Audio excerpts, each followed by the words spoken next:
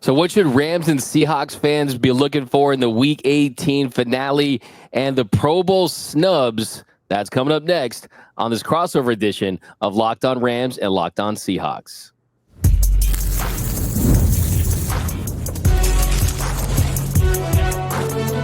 You are Locked On NFL Crossover, part of the Locked On Podcast Network. Your team every day. What is up, Ramley, and what is up, 12? And welcome to another edition of Locked On Rams and Locked On Seahawks, a crossover edition here on the Locked On Podcast Network, your team every day. We're also available on YouTube, so if you haven't yet joined the party, hit the subscribe button, hit the notification bell, hit the like button, and drop your predictions down below. My name is Doug McCain. You can follow me on X and Instagram at DMAC_LA. I've covered LA sports for over a decade. I do NFL radio for Westwood One. You can follow me at DMAC_LA. And today I'm joined by the Locked On Seahawks reporter and host of his own show on the Seahawks. You know him, you love him, Mr. Corbin Smith. You can follow him at Corbin Smith NFL. And a reminder that today's episode is brought to you by Prize Picks. Download the app today and use code LOCKEDONNFL to use $50 off instantly when you play $5. Now, Corbin, not a lot to play for in this one for both teams. As far as playoff implications, none of that. The Seahawks have been eliminated. The Rams have clinched the NFC West. They will be sitting their starters. But I kind of want to start with just your outlook of the Seahawks heading into this game. You mentioned them having their starters available. They are a 6.5-point favorite on FanDuel. Just kind of what is the outlook and just the general vibe of this team heading into their Week 18 finale? Obviously, there's plenty of disappointment that this game has absolutely no value, because if a few other teams could have done their part, then obviously this game would still be the NFC West championship game. But the Seahawks have nobody to blame but themselves. When you lose to the New York Giants at home, of all places, you don't deserve to make the postseason. And that was the issue this year. There were just too many times where this team was not able to consistently play at a high level, particularly on the offensive side of the football. So as far as the outlook, they've been positive in their press conferences. Mike McDonald's still looking at it. Hey, we can get to 10 wins, which they haven't done since 2020. So they still have a chance to show progress from those 2 9-8 seasons the last couple of years.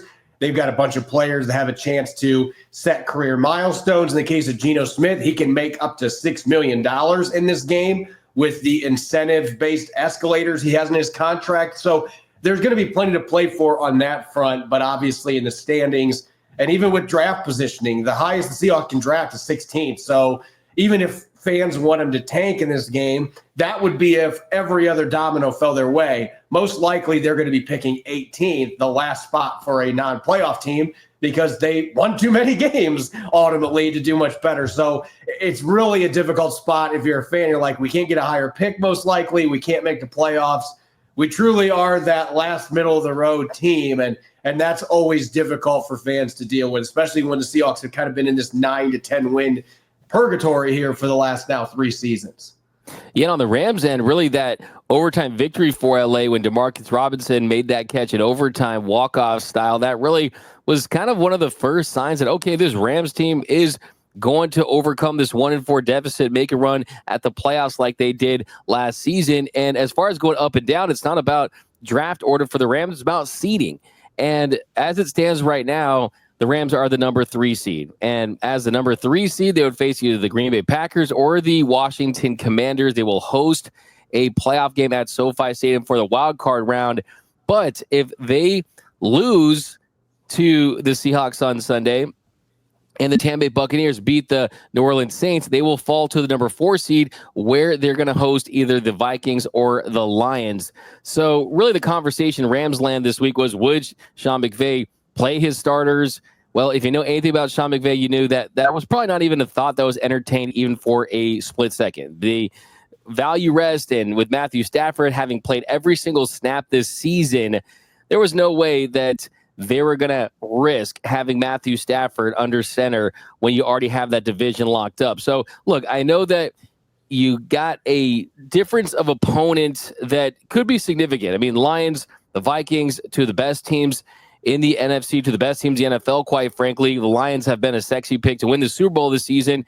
But the truth is, and Corbin, now I just kind of want to know where you stand on this, just as a fan of the NFL, you can't duck anyone. You can't duck anyone. You're going to eventually play a great opponent, even in that wild card round. But do you agree with Sean McVay's decision to sit his starters in Week 18? Yeah, I think that this is a no-brainer. And look, I know Green Bay lost to Minnesota last week. They made that furious comeback and almost came back to win the game. I think Green Bay is a sleeper team in the NFC. I think they could be a team that if they are playing at their best, they could run through this NFC gauntlet. Minnesota is obviously a really good football team. Detroit has got a mash unit on defense. I still have concerns. They're going to have to win shootouts every week in the playoffs, and they have the offense to do it. But I actually think the Commanders could be a really dangerous team in the postseason, too. And Jaden Daniels, he's the truth. He is a dude, and I love watching that guy play. And they've got a defense that's improved. Dan Quinn's got that team completely bought in. So you're at the stage of the season. I don't think 3 versus 4 there. If you advance, you're going to be playing the top seed anyway. So unless the second seed gets upset, obviously, but you're going to be playing the top seed. To me, you keep your starters healthy so that you have them full gear for whoever you're playing against. 100%. You had an early bye to begin with. You've been playing a lot of meaningful football for a long time.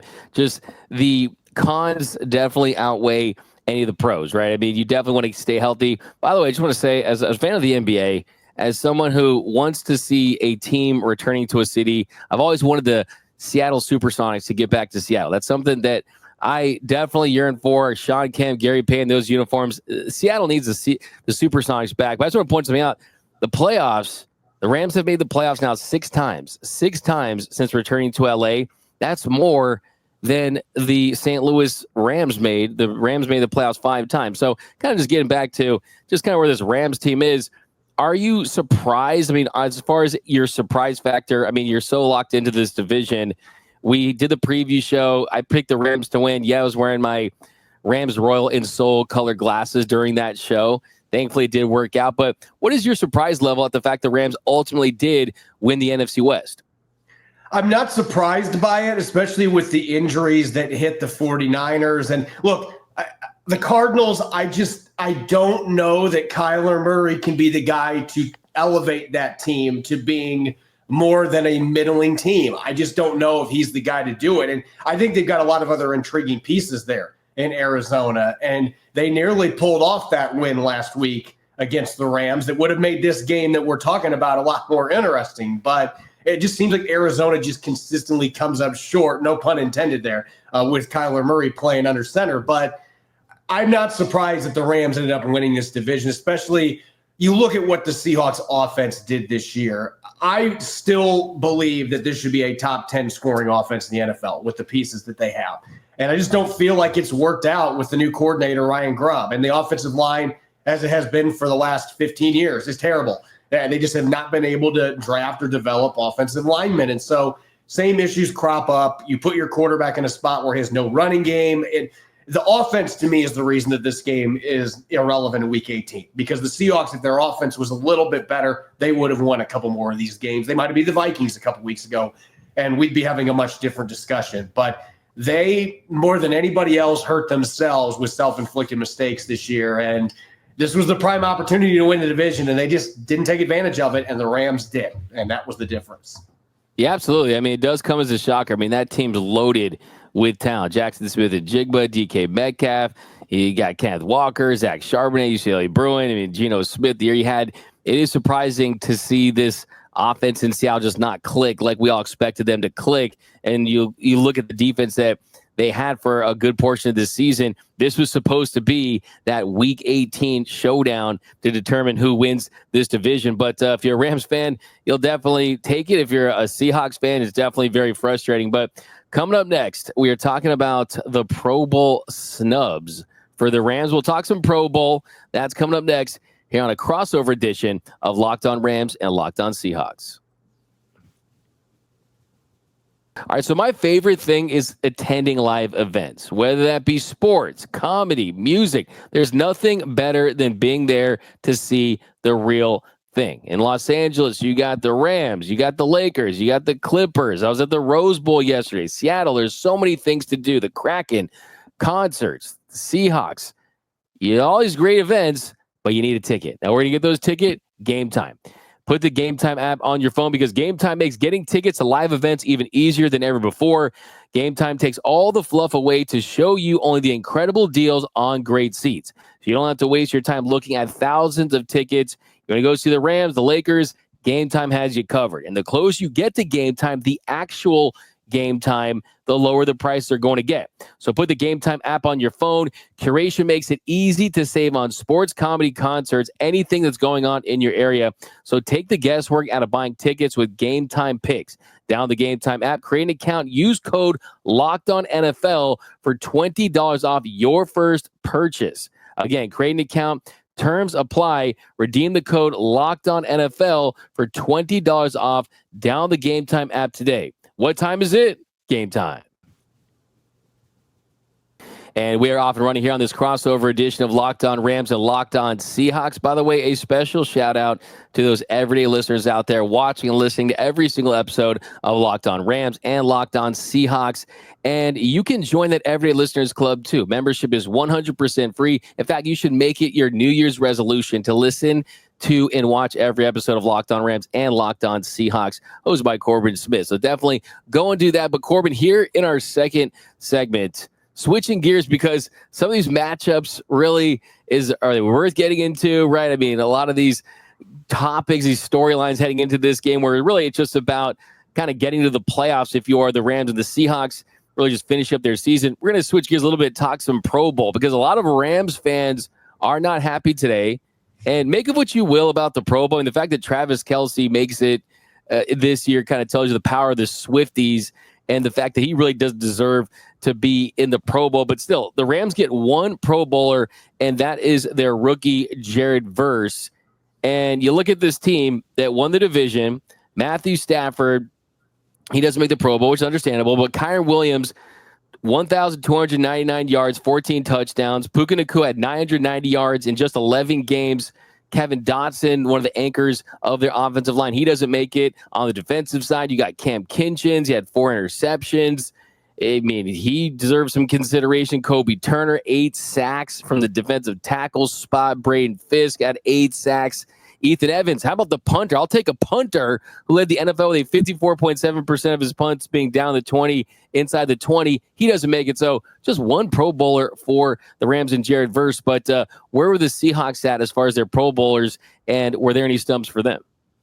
Yeah, you know, it's interesting because normally when we have this conversation on Locked On Seahawks, it usually about 2 minutes in goes into, I really don't care about this. And that's the honest truth, because there was a time when the actual Pro Bowl game was still going on and guys played hard. Believe it or not, there was a time that happened.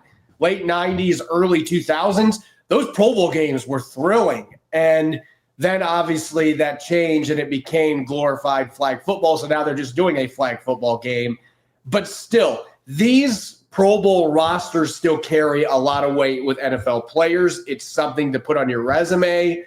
And it's something that you can use in contract time. And so it still has significance, even if you don't really care about the Pro Bowl games, which they now call it. But Seattle had the same situation as the Rams. They had one player selected, and I at least think on the defensive side of the ball, Seattle's got a couple guys that can make really strong arguments.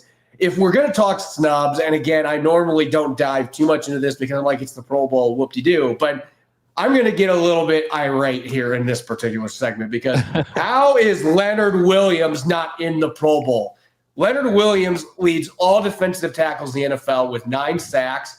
He leads all NFL defensive tackles in quarterback hits. He has 52 pressures this year. He has a pick 6. It was a 90-plus yard pick 6 at 300 pounds against Aaron Rodgers earlier this year. He's got a career high in tackles for loss. To me, not only should he be a Pro Bowler, he should be in the discussion for Defensive Player of the Year. I mean, his stat line is insane, and the stuff that he has done when he hasn't been racking up sacks and tackles, that is the one guy. He told reporters today he was disappointed not to be in the Pro Bowl. He was upset about it. I don't blame him. Like, he's been picked for the Pro Bowl once in his entire career. because he played for bad football teams. And yeah, I know Seattle didn't make the playoffs, but it's still a winning football team.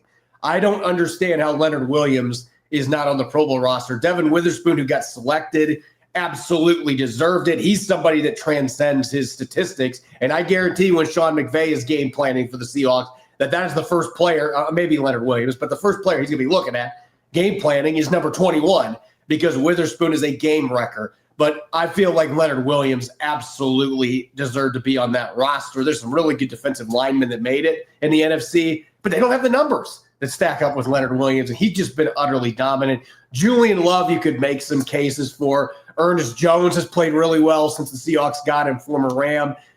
Offensively, I don't feel like, unless Jackson Smith and Jigba gets in the roster, receivers so deep that I'm okay with him not being on there. But that just tells you the state of Seattle's offense. I don't really have any beefs because nobody really deserved it, in my opinion.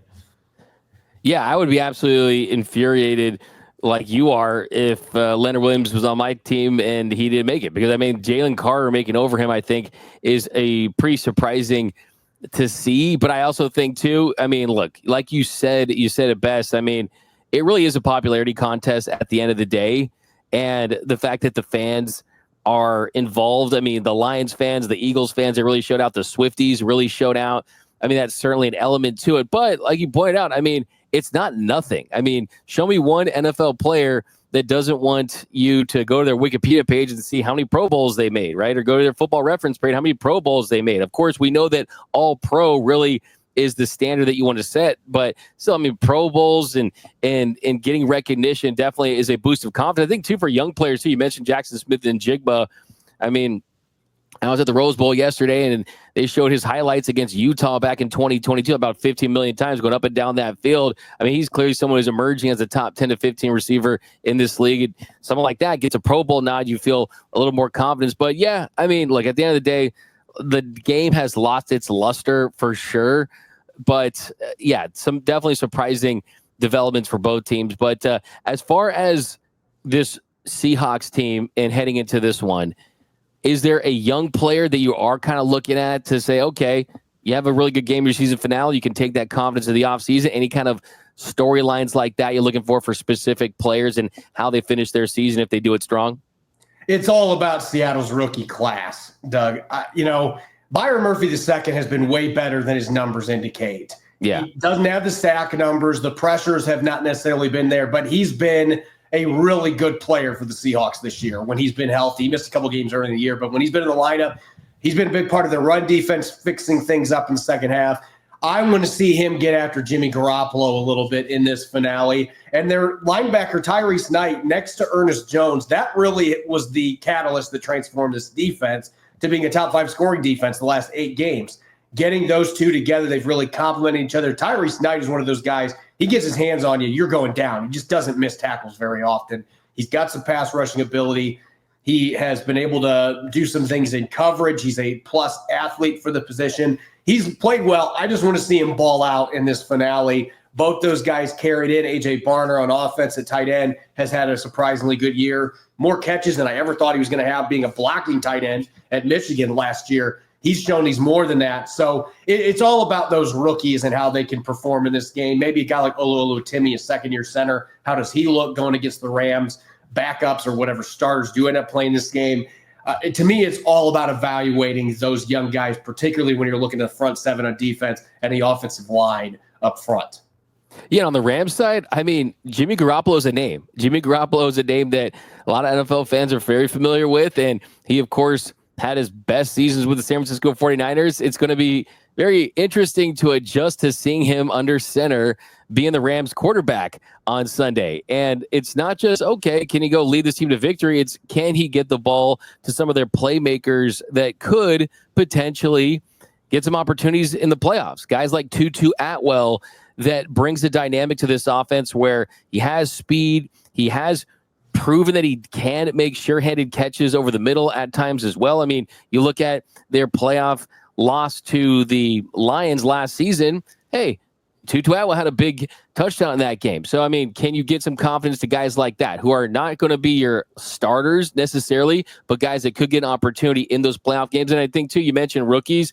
The Rams, they took Blake Corbin in the third round. A rookie out of Michigan. He was fantastic in his college career. It still is Kyron Williams' backfield, almost 1,300 yards rushing. He's going to get a lion's share of the snaps there. But Blake Corum definitely brings that bowling ball style of rushing, especially inside the red zone. So to get him some confidence and see what he can show this team, look, I guarantee you if he has a big game against the Seattle team that has proven to do well, especially if they're going with a lot of their starters, I'm sure that sends a message to the coaches that, hey, you can mix me in to that rotation a little bit. So having fresh legs from a running back spot could be big too. So really not a ton to look for as far as the young guys getting opportunities, but there are certainly reasons, especially because you're hardcore fans, to make sure you're paying attention to this game. But coming up next, we got some keys to victory. I don't know if Corbin's throwing out a prediction, but we'll continue this breakdown of the game that was supposed to be for the division championship, but it is taking on a different storyline since then. But that's coming up next on a crossover edition of Locked On Rams and Locked On Seahawks. All right, let's talk about FanDuel. NFL fans, you can start this year with a big return on FanDuel, of course, America's #1 sports book. Now, if you get a hunch in the middle of the game and you think now may not be a bad time to get in there and check out all the latest stats, go to FanDuel. You can view all the live play-by-play. Of course, there's so much more on the same page where you're placing your bet. So we're going to get started at FanDuel with $200 in bonus bets that's guaranteed when you place your first $5 bet. Let me say that again. $200 in bonus bets guaranteed when you place your first $5 bet. Now, let's take a look at what's going on this weekend. Rams, Seahawks, Week 18 season finale. The Rams 6.5-point home underdogs, resting their starters, going up against Seattle. There's this and so much more over at FanDuel.com. So download the FanDuel app today on your phone, and they're going to get you started with $200 in bonus bets guaranteed when you place your first $5 bet. And welcome back to a crossover edition of Locked On Rams and Locked On Seahawks. Now, here in our third segment, as far as keys to victory, I mean, it's tough to truly evaluate when you're seeing a completely different roster for the Rams in this one. But I think that it's going to kind of come down to on the Rams end. I mean, where are the Seahawks at this one? I mean, how important do you think it is for the Seahawks to, like you said, get double-digit wins and go into the offseason with at least a happy flight home, right? Just feeling good about the fact that you did end the year on a winning note. Yeah, I think it's still an important game from that standpoint. And I think that especially your veterans on the roster, the Leonard Williamses, the Geno Smiths of the world, like, they don't want to go into the offseason with a bad taste in their mouth. Like, they want to at least have their heads held high. Hey, let's go win a football game. Let's go to 4-2 in the NFC West, which they went 2-4 against the division last year. So you want to have as many signs of progress as you can coming out of year one under Mike Macdonald. So I'm expecting this still a game that they're going to be taking very seriously. Mike Macdonald's made it clear that's going to be the case. And as I mentioned earlier, there's a lot to play for from individual accolades. And when you put those together, it can help from a team standpoint to win games. As far as keys to this game, look, I could say that you should run the football, but I'm not going to do that this game because you know what? There's no playoff spot up. Ryan Grubb's shown he's not going to do it anyway. Let Geno Smith just sling the rock. And you know what? If he throws a pick or two, so be it. But we're going to let him sling the rock. We're going to let him get his incentives. And the Rams are going to be playing backups in a number of key spots. Geno Smith threw for over 360 yards in the first matchup between these teams. Let's see what he can do in this game. Just let it fly. Let's get the big guys some plays, and let's end the year on a strong note. And then defensively, Jimmy Garoppolo, he's still the same guy. If you let him have a clean pocket, he can do some damage, but he's always struggled when he's been pressured. Find a way to take advantage of an offensive line that might have one or two pieces that are missing in this one. Get after Jimmy Garoppolo and hit Pretty Boy a little bit in this game. I think you do those two things with you playing your starters and the other team obviously not playing their starters. You should be able to win this one.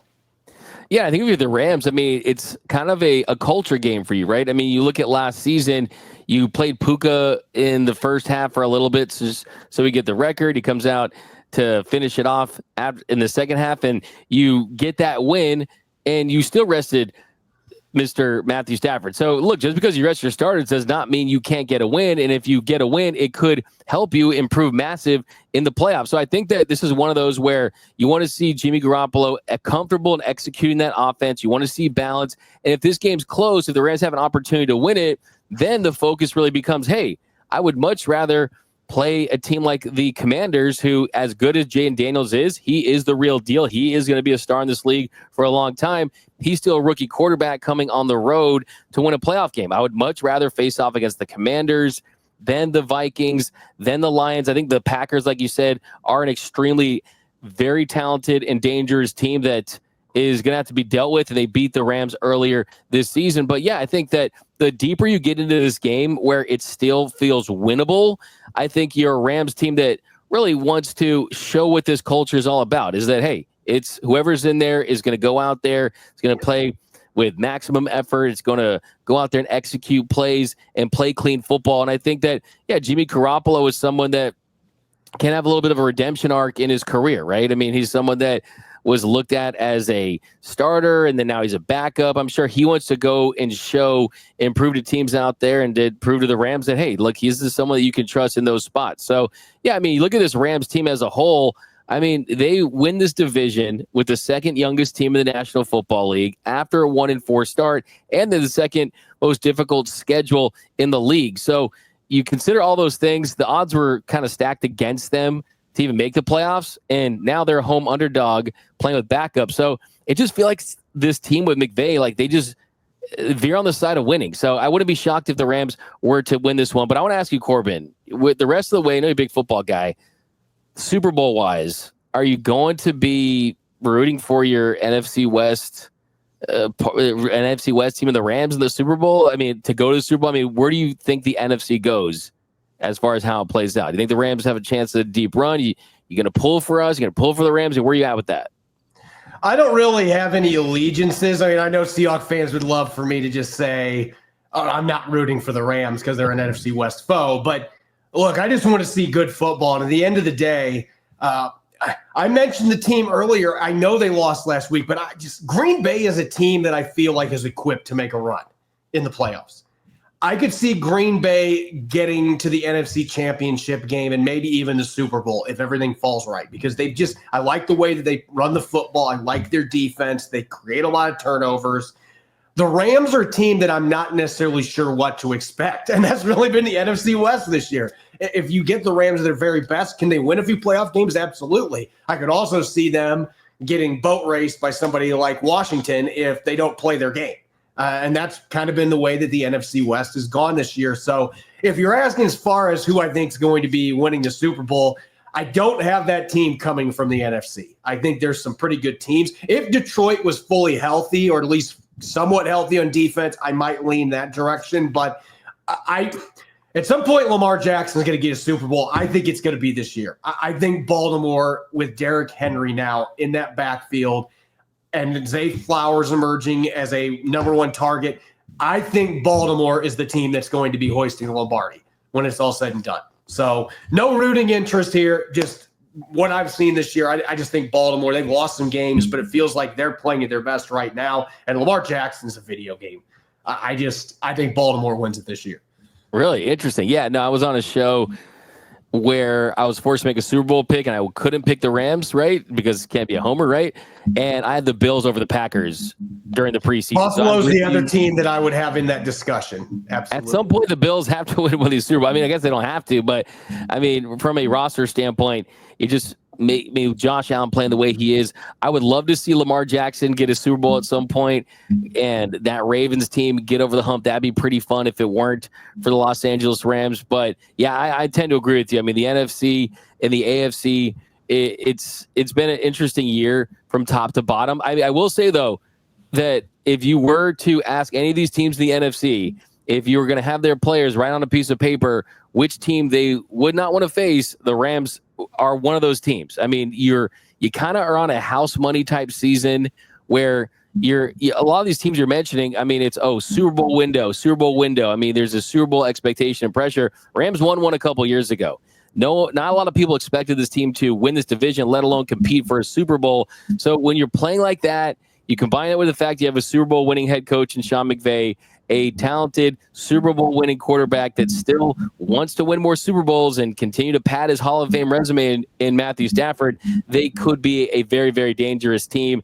And they're playing with a lot of confidence right now. But hey, I'm with you too on something else you said. As far as rooting interest, it's hey, give me the team that's trailing. You want to see good quality football. You want to see compelling matchups. I mean, if you watch all these college football matchups, have been like blowout after blowout. I was at the Rose Bowls 31-0 at halftime or 34-0 at halftime. Lost track, but I'm with you on that one. But Corbin, thank you so much for joining us here. Locked On Rams, Locked On Seahawks crossover episode. And hey, we didn't get the matchup we thought we were getting as far as the implications, but it's the National Football League. It's a division matchup, and we know that you'll be tuned in. But that's going to do it for this episode. My name is Doug McCain. You can follow me on X and Instagram at DMAC_LA. You can follow Corbin Smith at Corbin Smith NFL. For Rams fans, whose house? It's Locked On Rams House, and shout out to the Big 12 out there. Shout out to the 12th man over in Seattle. But that's going to do it, guys.